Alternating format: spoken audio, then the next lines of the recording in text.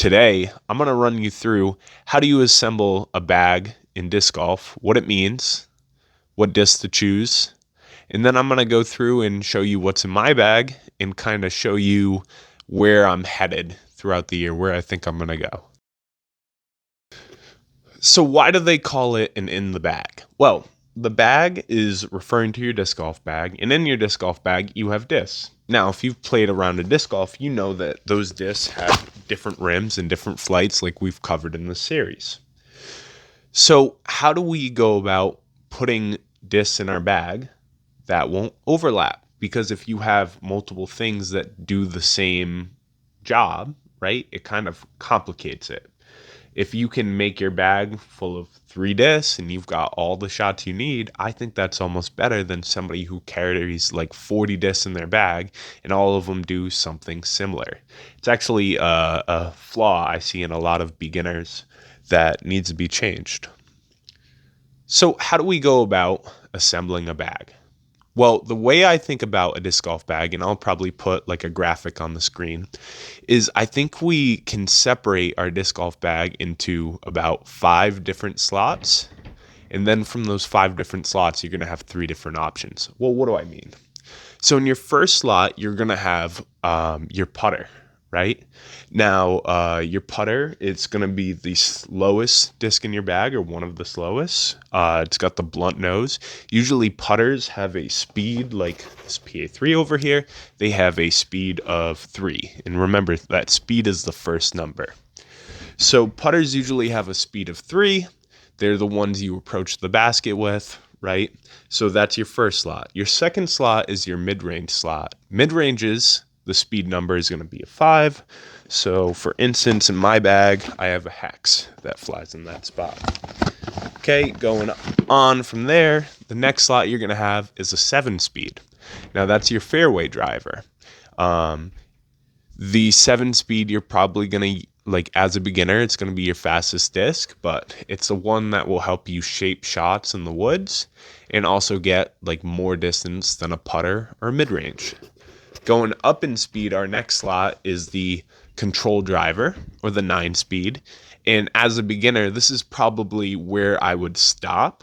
I wouldn't go past 9 speed just because if you throw 250 feet or less, you're not going to get better results from a faster disc. It's just going to lead to more inconsistency because you're just not there yet. You're not ready to throw fast enough to get the right flight.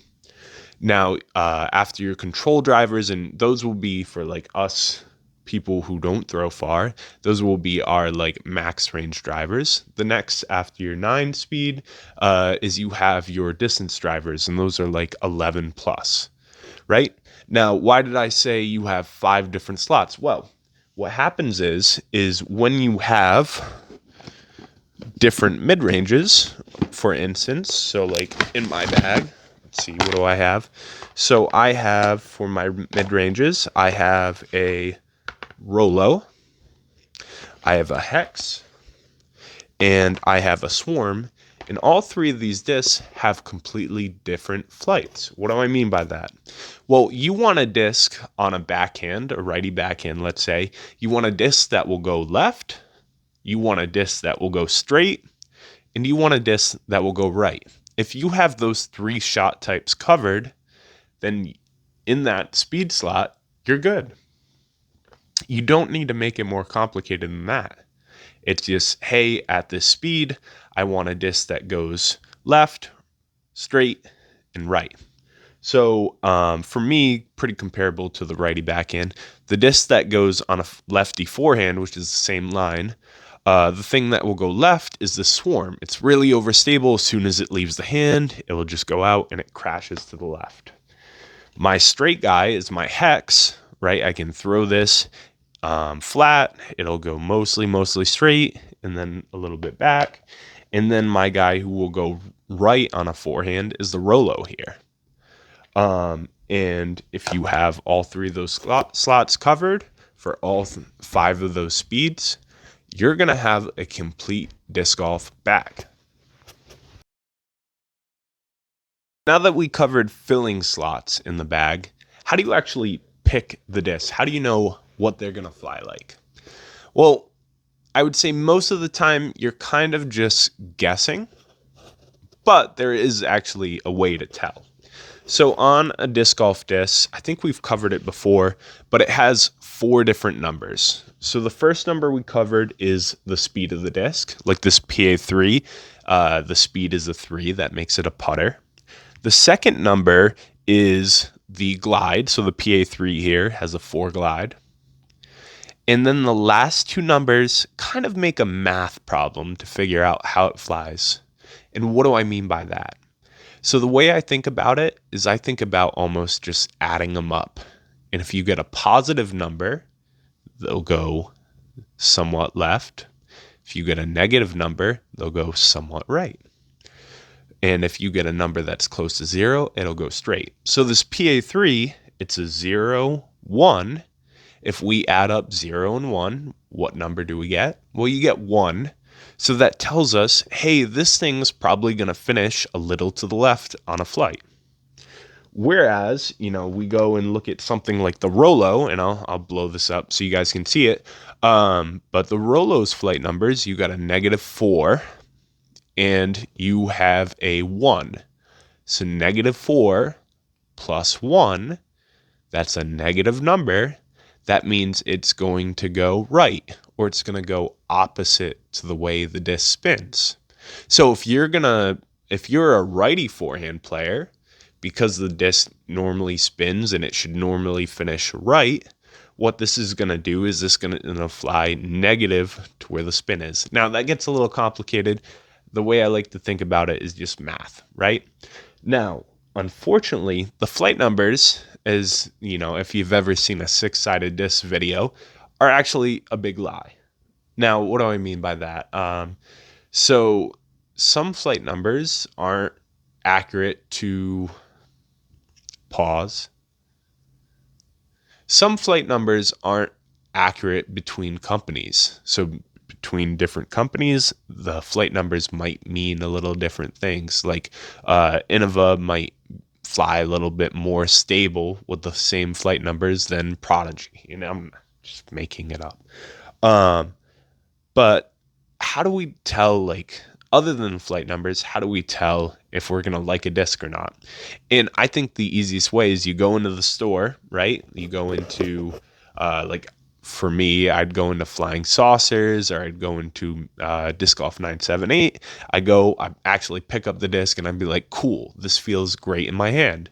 And there were some discs I was like, yeah, no, I'm not throwing this. This feels gross. Get it out of my hand right now. So my advice is go to your local store, feel up the discs, see what you like, take home what you like. Don't spend a ton of money, right? But buy what you think you like and then throw it, right? That's the only way to tell. And a lot of stores have a return policy too if you really don't like the way that the disc flies. And then the last thing I'm going to say, the last qualifying factor for should you throw a disc is, how does it look? Do you like the color? The Swarm here, I love this plastic blend. It makes this disc look awesome. Or some other discs I have in my bag. I started throwing, Doomsday sponsored over here, I started throwing chemtrails, and the reason I did is, man, these are so cool.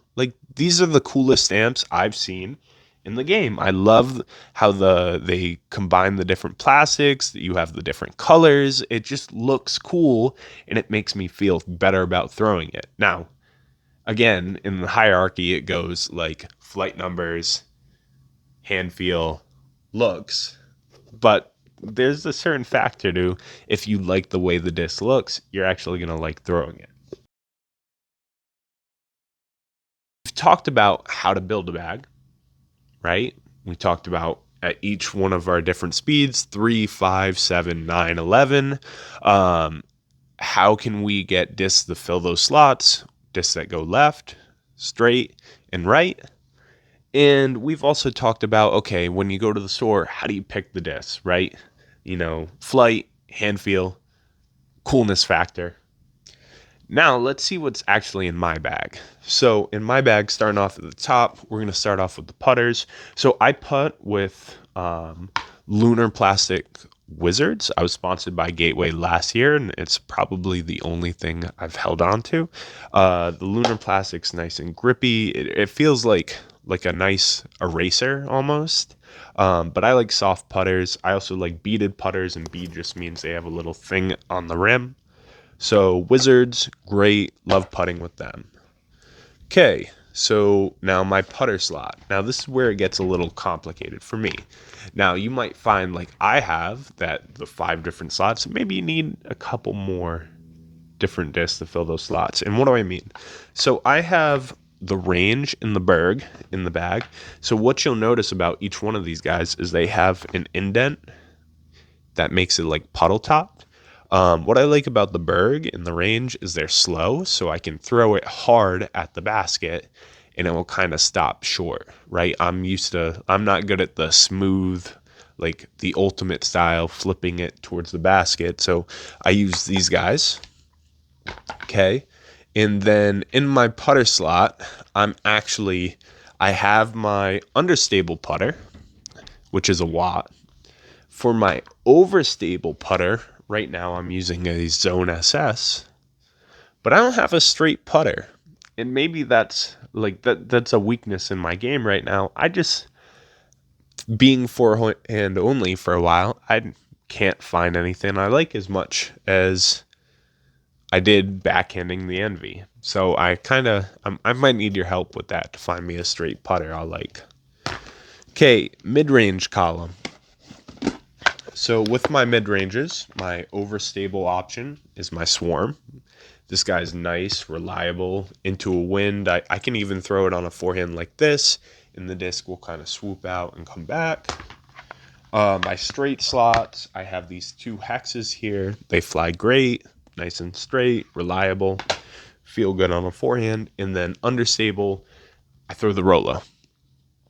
Now, the reason I throw the Rolo is because I want to throw a disc on an insane amount of hyzer to get through a gap and then slowly pan to the right.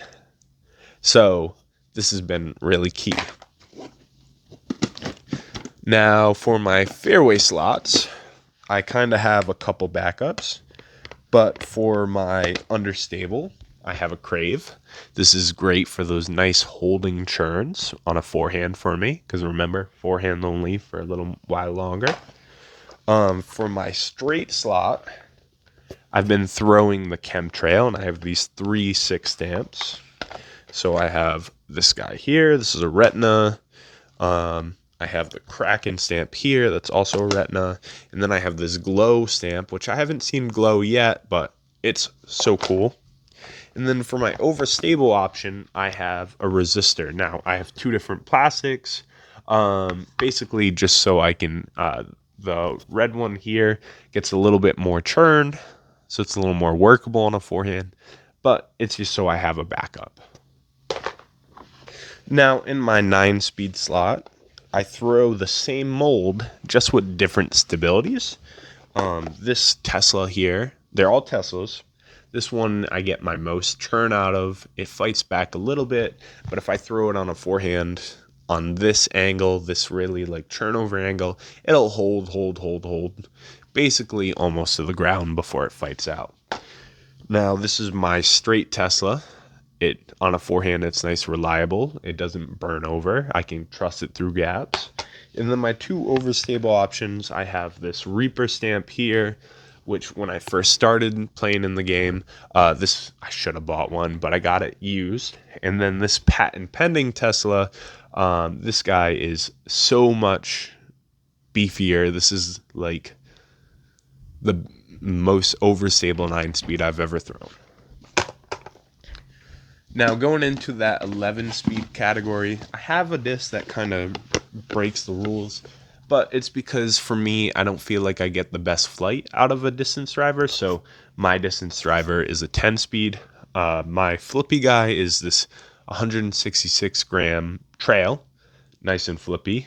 If I throw it on a backhand, I can get churn out of it. If I throw it on a forehand, I'm almost even getting a roller out of it. And then for my straight to overstable, All of these guys are kind of fighting for a slot right now. The first one is this regular trail, nice and straight. For me, like this is like the end of my stability, so I don't really have a super overstable driver. Maybe I should. Maybe you guys should recommend a couple. Um, then I throw a Zenith, and this guy I can get like pretty long flights out of, just inconsistently. And also, I hate the color because it's like leaf color. And the one I really want to like right now is the Cataclysm because this thing is sick. Look at the stamp. Um, but yeah, this guy, I haven't figured out the stability yet. I just got it on my birthday a couple days ago. And the last disc in my bag that I have for fun is this Oxymoron because it's so much fun to throw. You know, during a tournament round, it's not coming out, but it is a fun flyer. Last part I want to cover is where is my bag going now? So, a lot of you guys know I wore this intentionally, sponsored by Teams Doomsday, and I'm trying to get at least 50% of my bag Doomsday discs.